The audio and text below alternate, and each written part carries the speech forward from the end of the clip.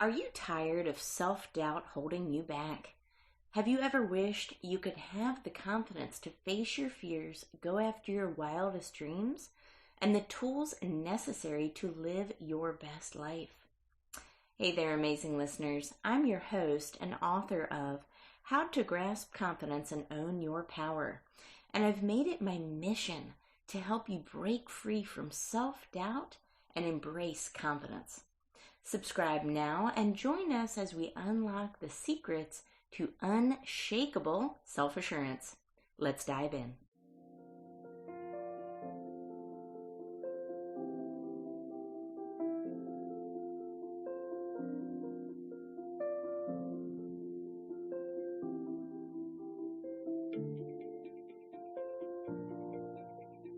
Hello, everyone. Thank you for tuning in to Grasp Confidence Podcast. I'm your host, LaFon Gooch, and we are on a mission to be the world's #1 personal development confidence because we interview the world's best, just top experts, and every single episode we uncover powerful truths to developing confidence and achieving your wildest dreams.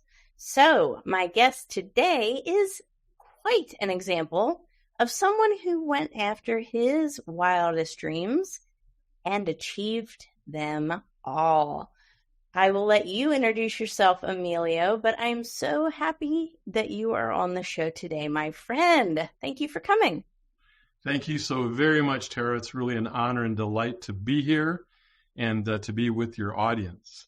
As far as a brief overview, so my name is Dr. Emilio Justo, and I am a Cuban refugee escaping Castro's communist regime with my parents at a young age when I was a young child. And unlike many Cubans who came over via Miami, no, we did not. We came over through Mexico, and then with the help of church organizations, we actually settled in Gary, Indiana. For those of you who are old enough to remember Gary, the home of Michael Jackson and the Jackson 5. So I did the majority of my growing up there, and I was very fortunate and blessed to have a wonderful upbringing with lots of love and nurturing. I am an only child, and I worked very hard in my early years, especially in high school. I was fortunate enough to get into the University of Michigan's accelerated pre-medical medical program for 6 years. So I finished high school at 17. I became a medical doctor at the age of 23. Did my 4 years of ophthalmology and oculoplastic residency training in Washington, D.C. And then I came to sunny Arizona just to get into the sunshine and the warm weather. At the age of 27 is when I started my medical practice. So I've been doing this now full time for 35 years. Yes, you can do the math. And we'll be starting my 36th year come August 1st. And really excited. I'm working as hard now as ever. And as you know, Tara, I've branched out now that my life has matured. I've branched out into doing some new ventures. I've done a couple of TEDx talks, which we may or may not get into later, and they've done extraordinarily well. And actually, the first one I'll mention very briefly, that it was stimulated by the fact that being a Cuban refugee and immigrant, my life's mantra, and I wasn't conscious about it as a child, but as I got a little older, I started thinking about this. And it was really always self-discipline, because I didn't have to have external discipline. My parents didn't hound me or didn't get a belt out.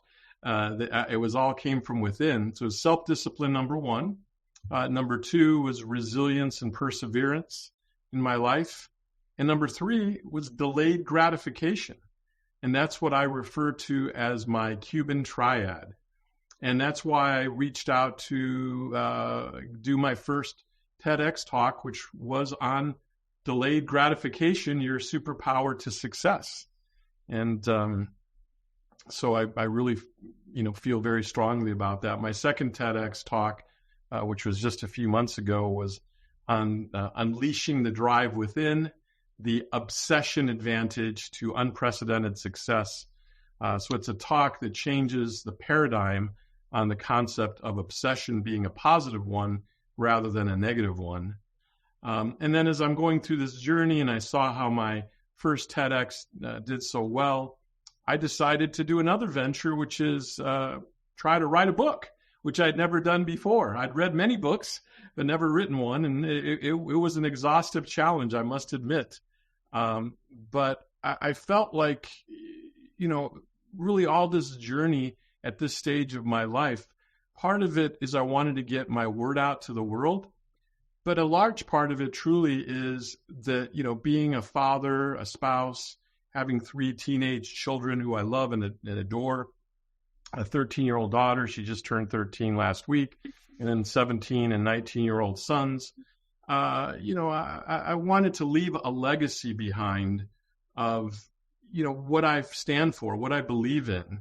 And when I'm 6 foot under, they can watch my TEDx talks. They can read my book. They can even listen to my book because my book is also on Audible, and I narrated it myself, which I wanted to do. I had an incredible time doing that. I just loved narrating it so that whether it be my children or future grandchildren or other generations, they'll always be able to hear my voice, and I can share with them my heartfelt feelings of what it's been like growing up and the things that I feel I've been blessed to have the success that I've had. That was a long answer to your question. Sorry about that. I love it. Well, it's such a heroic journey. You're coming to this country unknowing of what to expect.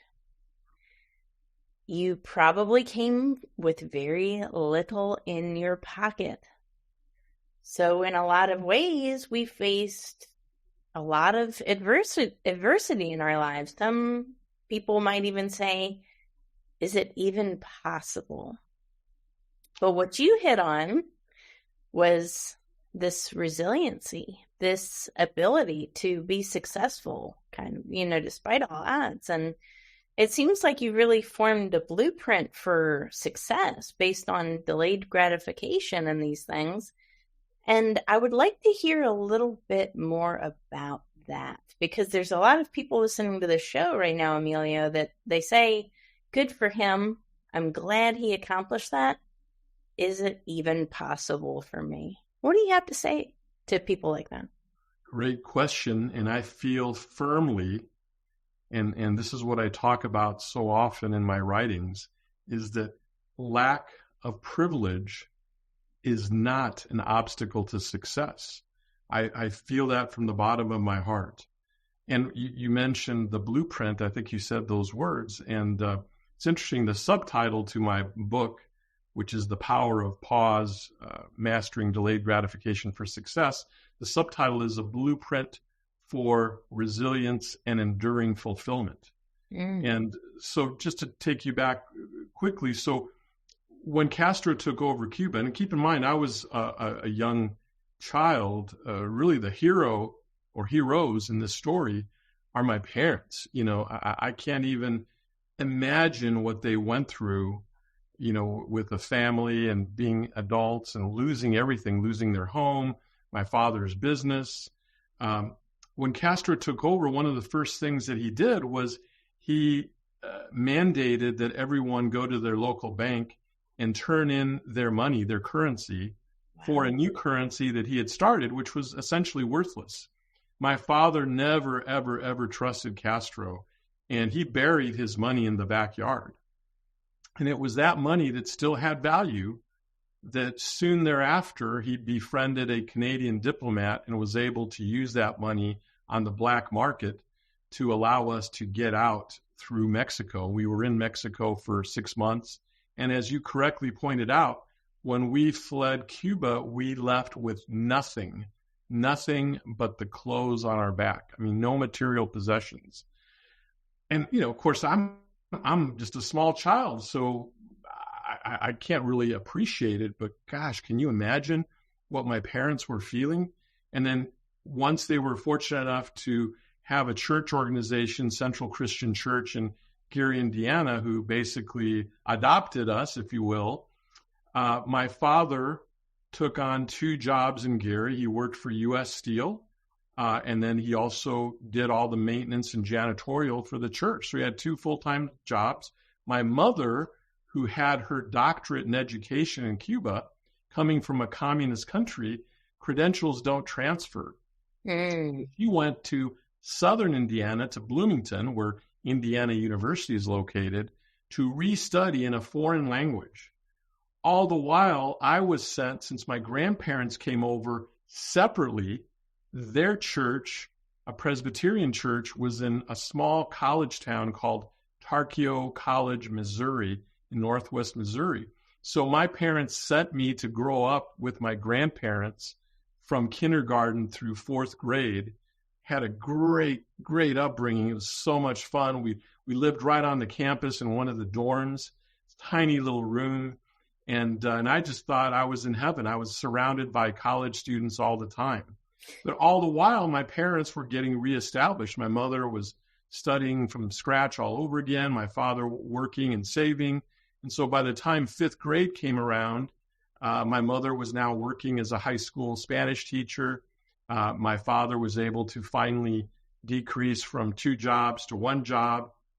And he saved enough to be able to purchase a home south of Gary in Crown Point, Indiana. So that's where I did my growing up from 5th grade through the end of high school. So that was kind of the early journey. And I tell you, I'm blessed to have gone through that. I mean, yes, were there challenging times? Of course, when you don't have a lot of material things. But the key is that one has the emotional support, the love, and the nurturing, both from my grandparents and my parents. And that's what made the difference. And it all came from the self-discipline that I preach, the resiliency, and the delayed gratification, because my life really has been a lot of delayed gratification up until recently. And I think I truly in my heart of hearts feel that anyone can succeed in life if they just practice those simple philosophies. Absolutely. Well, I don't know how much you know about my background story, but I grew up in poverty, right? So I'm the youngest of 5, raised by a single mother. And there was many points in my youth when I thought, why me? Why this? And the father that I did have, he wasn't really around that much, and I haven't seen him since I was 14. He was an alcoholic. And I thought, you know what? The world is against me.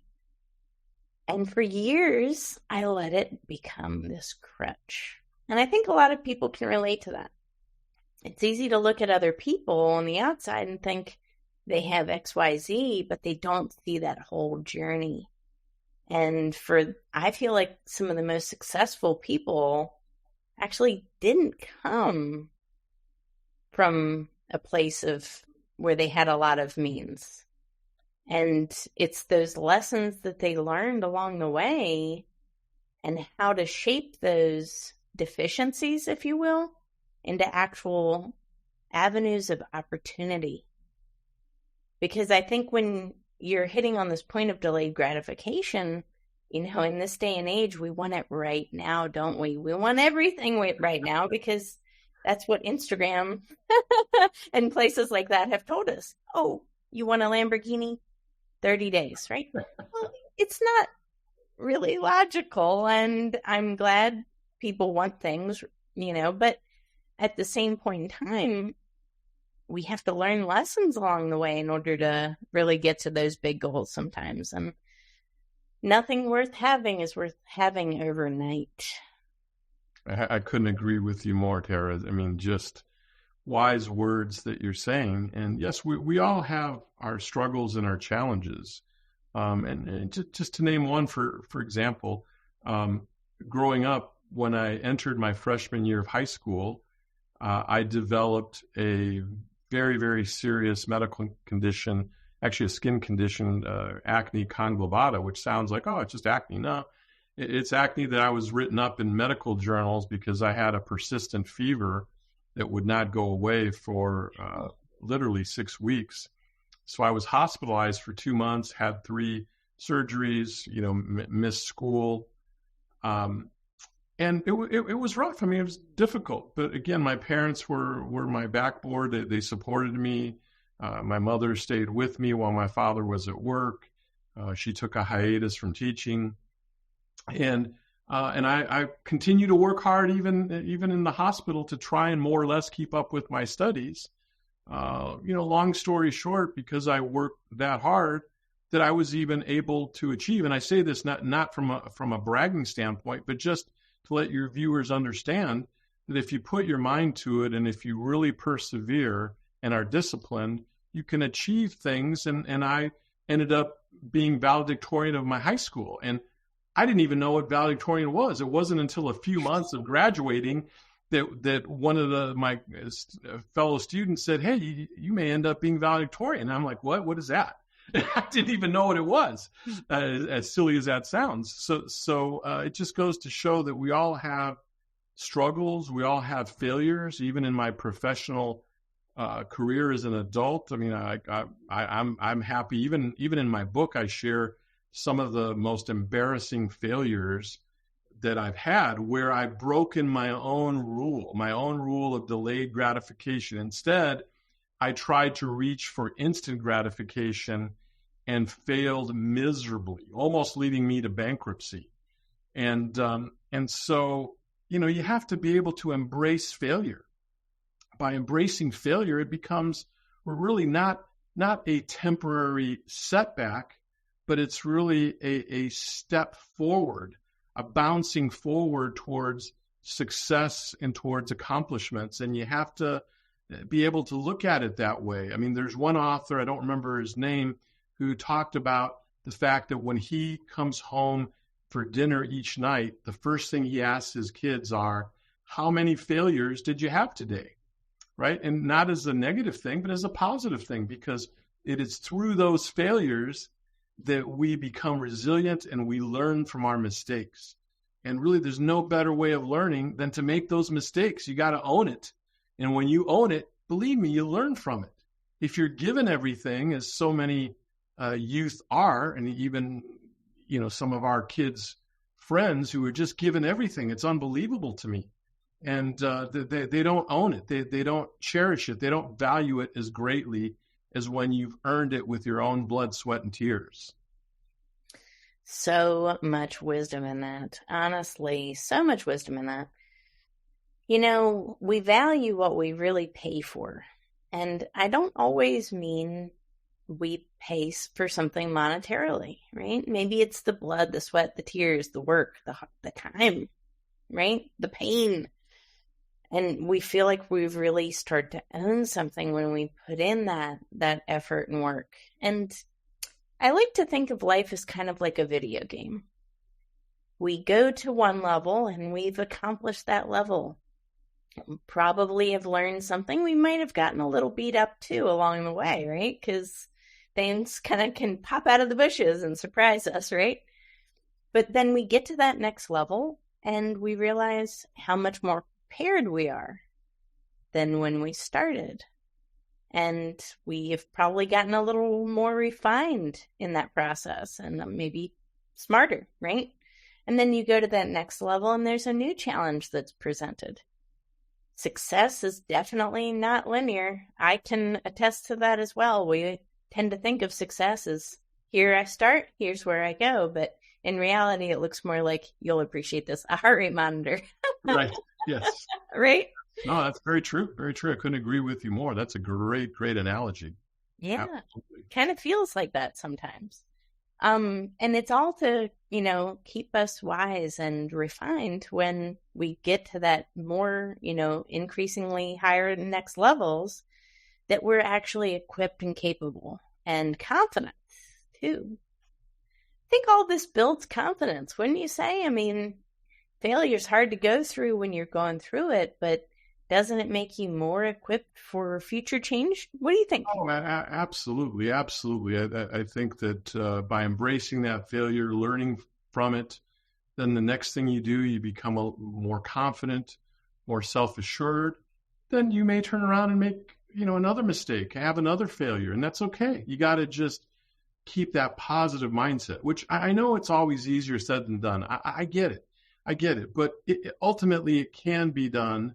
And as human beings, let's face it, we all have our days when things don't look as rosy as we would like, and it's easy to get down on ourselves or down on life in general. But we just have to power through it and continue to move up and up in our life, really till the day we die, in my opinion. I mean, I see so many of my own patients who, become older and they retire and, all they do is play golf every day. And I'm not saying that's bad, but I think that regardless of your age, there's so much to learn, so much to do, so much to accomplish, educating yourself, reading, listening to audiobooks, doing new ventures like what I'm doing, right?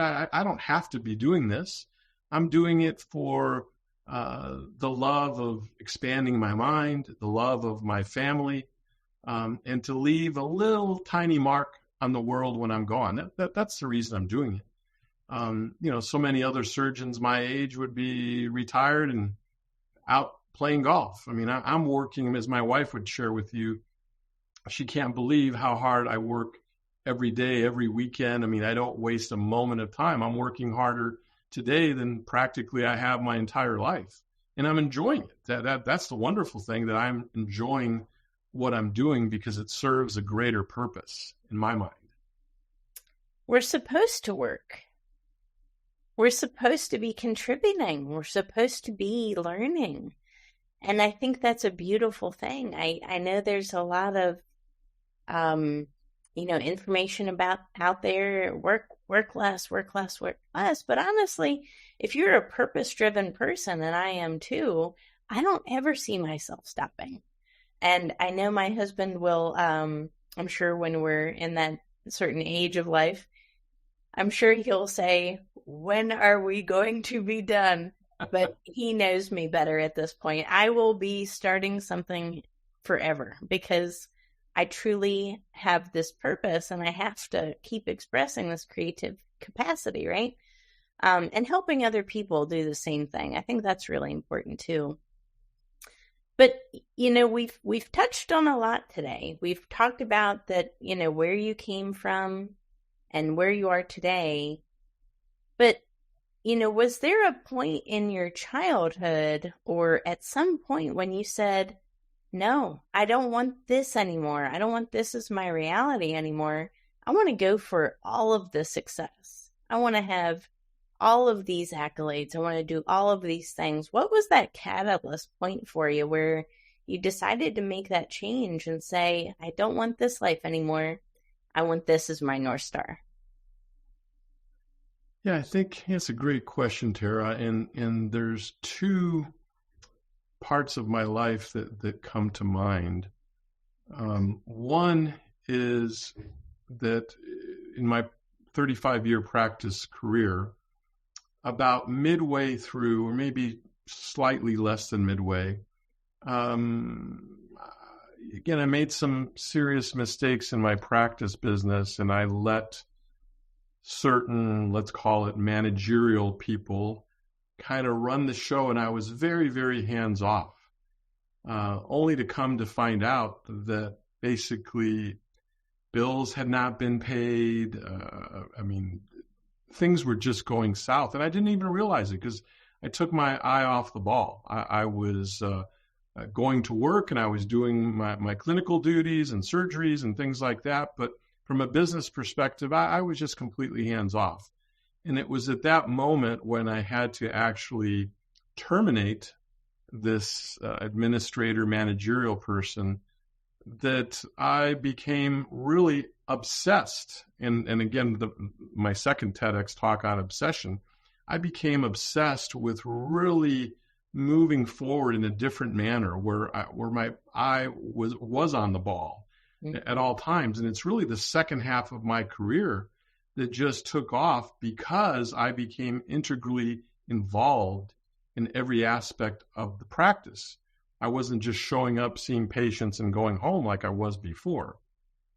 So that's one of the turning points. And then the other one was that after all that occurred, I made a second huge mistake. And again, I'm a bit embarrassed to share it, but I share it openly, including in my book, which selfishly I'll promote here, The Power of Pause, Mastering Delayed Gratification for Success. But that came about when I went away from my beliefs and I tried the instant gratification route. And this was in the early 2000s. This was about 20 years ago.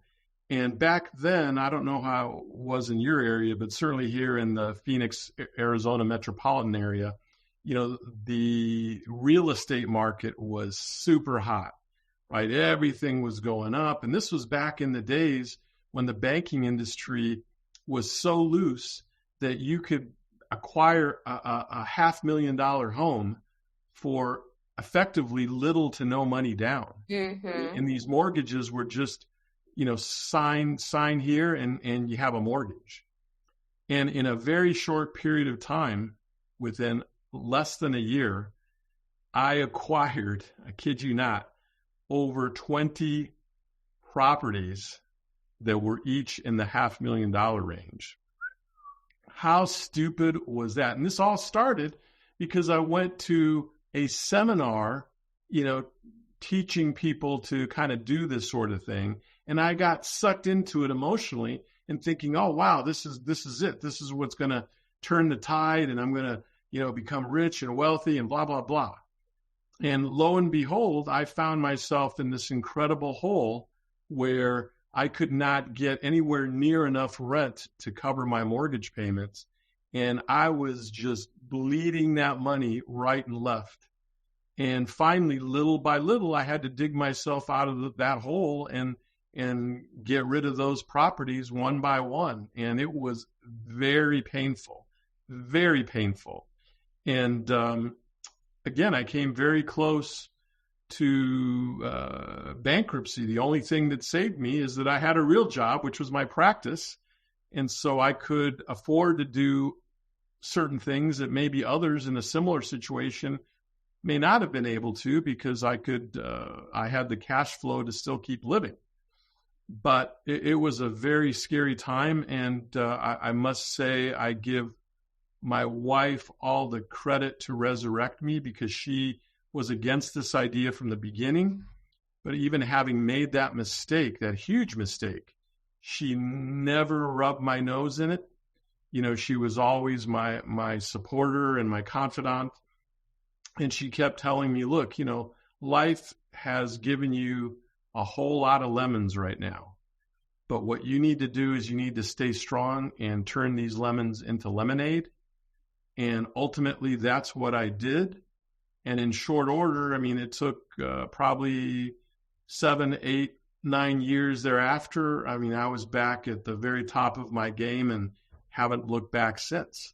So it was a very difficult learning time, and one that I share simply to let people know and let your viewers know that we're all human and we all make mistakes.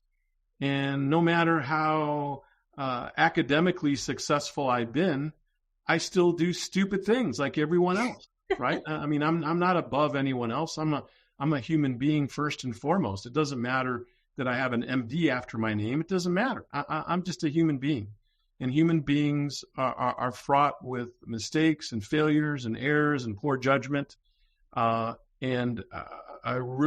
was poor judgment when I sought the instant gratification instead of staying with my delayed gratification mantra that I've had my whole life. Wow.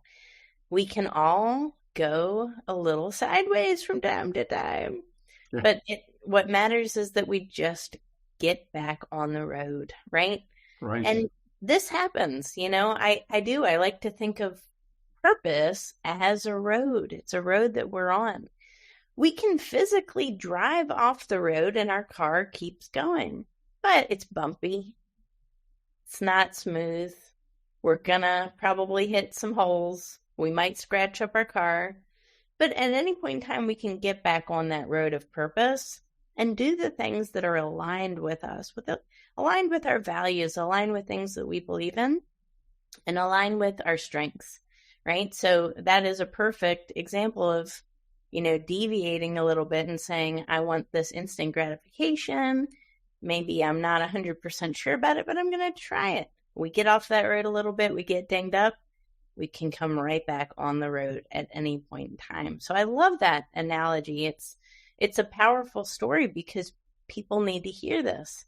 I think it's really easy to beat ourselves up and, make mistakes. And I do all the time too. But the point of it is that we get back up, we don't stay down, and we keep going on that road, that path for us, right? Absolutely. But you have had this just incredible success as of late, especially with the 2 TEDx talks and your book. And I really want to congratulate you because, ladies and gentlemen, these aren't regular TEDx talks. So I'm just going to say that. The average TEDx talk gets a couple hundred views, guys. A lot of people don't understand that or realize that, but it's actually really true. The average TED talk just gets a couple hundred views. And there's a lot of them released every month. Emilio's talk hit that viral status and really went big globally. So how many views have we had so far, my friend? It's okay, brag about yourself. Oh gosh, yeah. Well, again, I don't mean to brag, but you asked the question, and it just so happens that I checked on this. I don't check it as often as when my first TEDx talk came out. I was all excited and I was checking it every day and all that. Now I don't really do that. Maybe once a week if I'm lucky. But I did check it just before going live with you. And so my first TEDx talk, which the video has been out 9 months on delayed gratification, it has 6.1 million views. So I'm very humbled and blessed for that. And that it's interesting in the TEDx world, and you're familiar with the TEDx world. They talk about how the TED organization may not publish your video anywhere from, could be as quickly as a month after to it could be 6, 8, 9 months later. The first one happened to come out 5 weeks later, which was amazing. So I kind of got a little accustomed to that. When I did my second TEDx in Ontario, Canada, it took 3.5 months for it to come out, and I was going crazy. And I just had a text the other day from one of the other speakers I met there, and he was so frustrated. He said, "Can you believe that my video hasn't come out yet?" And I felt so bad for him because I get it. But anyhow, the second one came out just a little over 4 weeks ago, and on Obsession, the Obsession Advantage, and it has over 800,000 views. So again, incredible, and a lot of wonderful comments. And I really do my best to keep up on the comments and to reply back to any of the individuals who take the time to write me comments on the YouTube video. So so I'm really excited about that. I'm humbled. I'm grateful. Hopefully next year. Right now, I'm just so busy with so many things, but I would like to do a third one. And but as you know, Tara, it's a process. It's a process. Going through the application process, getting your thoughts down, writing the talk, editing the talk, memorizing the talk, delivering the talk. It's such an involved process. One that gives us energy and is fun, but it's very time intensive. And you have a great one yourself, so I'm preaching to the choir here, but but thank you for mentioning that. I appreciate that. If any of your viewers would like to go and add another view and a like and a share and maybe a comment, I would greatly appreciate it. Absolutely. And I just want to point out, for everybody's benefit, when someone does a TEDx talk or a TED talk, it really means a lot to that speaker to like and leave a comment. And one of the reasons is because that the comments, we can hold on to that, right? The comments don't go away, and we can look back at those comments and get re-enthused and say we're really making a difference out there in the world. So one of the best, most kindest things that we can do if we really enjoy a talk is to leave a comment and like it, and also share it with our friends, with our networks, with people that could benefit from the talk. Another great thing that we can do to support people, just like Emilio and I, is to do the same for our books, right? So if you read one of our books, leave a review. It actually makes the world of difference. And it's one of those things, I hold on to all of those reviews so dear and close to my heart. They mean so much to me. And it's something that continues to build the legacy of the talk or the book, because the more reviews we get, the more it stays on top of the algorithms out there. And this helps more people see this really good, valuable content, because it's really easy to kind of get lost in the shuffle. So the comments really help, and those continual comments help it again stay in that algorithm to where more people can still see it. And that's really important.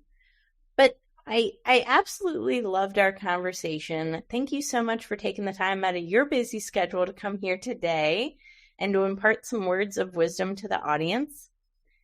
Thank you so very much, Tara. Yeah, it's really been a delight to participate in this, to get to know you better, to get to know your audience, and I'm very humbled and grateful for the opportunity. Thank you. Absolutely. And I would really like to pick your brain on one thing before we leave. Absolutely. Since this is a personal development podcast and people are really wanting to learn how to become the best versions of themselves and most confident versions of themselves and go after these big dreams like you're talking about, stepping on the TED stage and writing books and sharing our stories, how does someone gain the confidence to do that? Maybe even it's taking that first big step. You have any words of wisdom? Well, I don't know if the words are that wise, but I think truly you just got to put yourself out there and not be afraid, and certainly not fear any sort of criticism or negativity. I think it's important to kind of strategically plan out your goals. Maybe consider writing them down. I must admit, I've not been consistent about that throughout my life, but I think writing them down. I think also, the goals that one comes up with, whether they be written or in your mind, I think they need to be big goals. Goals that are reachable, that are achievable, but I think it's common that sometimes people come up with goals that are a little too easy. I think having a bigger goal and then quantifying the steps along the way. When you have small wins, celebrate that small win. You don't have to wait till you achieve the big goal. Celebrate the small wins along the way. Also, I think that be a little judicious and careful about those around you. And here's what I mean. That, we all have friends, we all have family members, and generally speaking, our friends and family members truly, sincerely do want the best for us. I don't deny that. But sometimes their view of things is not the best, because sometimes they may actually be a roadblock. They may say, oh, gosh, you're dreaming too big. Oh, are you crazy? You'll never become that. You'll never achieve that. They put in these mental roadblocks that get in the way. And so I think sometimes maybe speaking less and sharing your goals less with your network and your circle actually is better, which may sound a little counterproductive, and it may not be the mainstream thinking, but I've always been one to kind of hold my goals and my thoughts near and dear to myself and only share it with very, very select people. Like, for example, my wife, who I would share anything with, or my parents, but don't be blabbing too much, because I think there's a certain negativity in the air that may not be obvious and may not be malicious, but certainly plays a role in slowing people down and derailing them from what they want to achieve. So, and I write about that in my book, because I think one has to be judicious in who we use, let's say, as a mentor, to make sure that that person truly, truly, truly has our best interest at heart and gives us sound advice. I love that. So true. So true. Well, that is such great advice. So everybody, dream bigger and write it down. Get clarity on those goals, right? Absolutely. Because when we dream big, you know what? I would rather fail at a big goal. That's right. Right? Right. Than not try at all. And my number one advice that I tell myself anytime I fail, let me know if you like this, is that I only failed because I didn't ask for more. Great. I love that. I keep going after bigger things and bigger things. And who knows who will say yes. But I knew this, if I never ask, the answer is always going to be no. Absolutely. Very, very sage words of advice there. I love it. Yes, absolutely. Write this down, everybody. Watch this episode twice. But thank you so much for coming on the show today. I know I learned a lot. I'm sure everybody listening to this learned a lot as well. And for everybody's benefit, where is the best place, besides YouTube, to watch your TED Talks? Where is the best place to get a hold of you, my friend? Well, if they go to my personal website, I have a personal website separate from my practice website, and my personal website is dremiliojusto.com, and that's spelled DREMILIOJUSTO.com. And through that website, there are links to not only the TEDx talks, but links to a whole variety of videos and podcasts. If you go to the contact page there, you can email me directly, and I always, I get those all personally. I don't have anyone who filters through that. I will get it personally, and I will make sure and respond. And there's also a toll-free number at the top of the homepage, which again comes to me directly. So just using my website is the easiest way to learn about me and what I have to offer, and to contact me directly. Thank you, Tara. Wonderful. Well, thank you so much for tuning in today, everyone, and we will catch you on the next episode. Take care. Thank you. And that's a wrap for this episode of Grasp Confidence. Thank you for joining me today and investing in yourself. Remember, building confidence is an ongoing journey, and each step you take brings you closer to the empowered, fearless version of yourself that you were born to be. Don't forget to visit my website, follow me on social media, and purchase my book, which is available on Amazon. Thank you for listening. We will see you on the next episode. Stay confident.